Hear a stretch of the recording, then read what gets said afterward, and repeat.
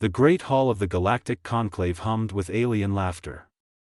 700 species, gathered beneath the swirling nebula of the Veltary dome, watched the holographic display with open mockery.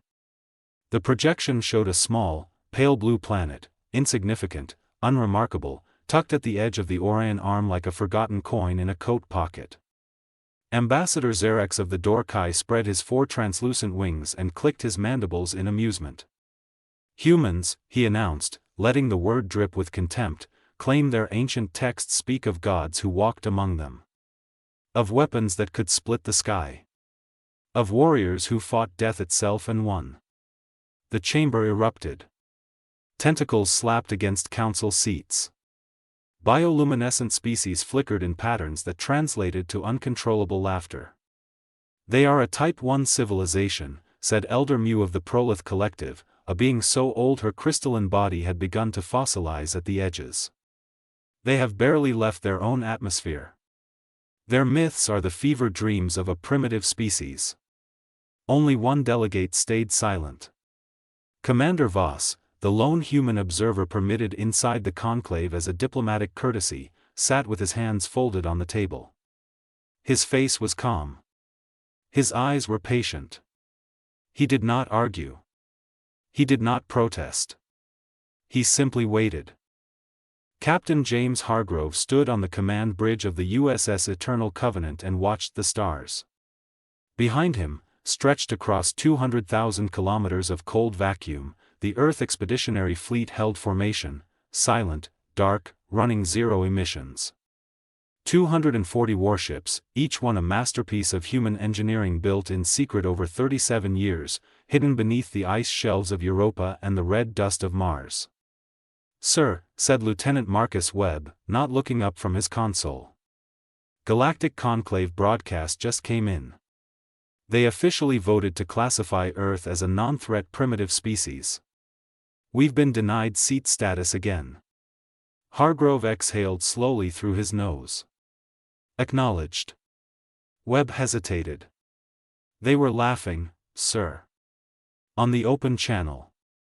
Laughing at us." Hargrove turned from the stars. His expression hadn't changed, but something behind his gray eyes had shifted, something ancient and absolutely certain. "Then let's introduce ourselves properly," he said. The first sign was the sensor blackout. Every detection array across 12 star systems went dark simultaneously. Not jammed, overwhelmed. The conclave's emergency technicians scrambled for 40 seconds before someone managed to restore partial function. What they saw on their screens stopped all motion in the chamber. 240 human ships had materialized from nowhere, not from hyperspace corridors, not from jump gates. They had simply appeared, already in tight formation around the Veltary dome, close enough that the station's external cameras could read the names painted on their hulls. USS Eternal Covenant. USS Last Argument. USS Prometheus Unbound. USS God of War. Xerex rose from his seat, his wings trembling. This is impossible. Our sensor nets cover 12 light years.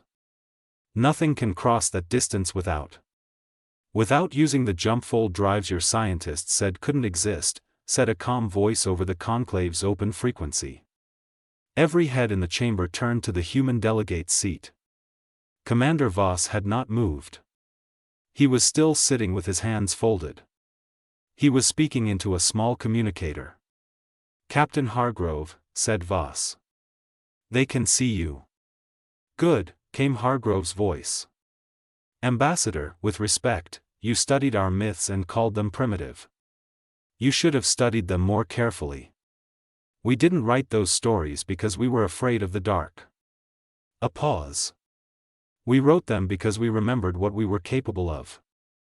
Nobody laughed. Elder Mu stared at the display, at the perfect geometric formation of human ships, at the weapons arrays that her instruments could barely classify, at the quiet and absolute confidence of a species that had spent 30 years pretending to be small. "They were hiding," she whispered. "Not in fear, in something closer to awe." On the screen, the USS Eternal Covenant rotated slowly, deliberately, so that every camera in the conclave could read the inscription carved across its bow in letters 3 meters tall. We came in peace. We came prepared for the alternative. Commander Voss finally uncrossed his hands. He stood up, buttoned his jacket, and looked around the silent chamber at 700 species who had forgotten the oldest rule of the galaxy. Never mistake patience for weakness. Earth, he said quietly, would like to reapply for a seat.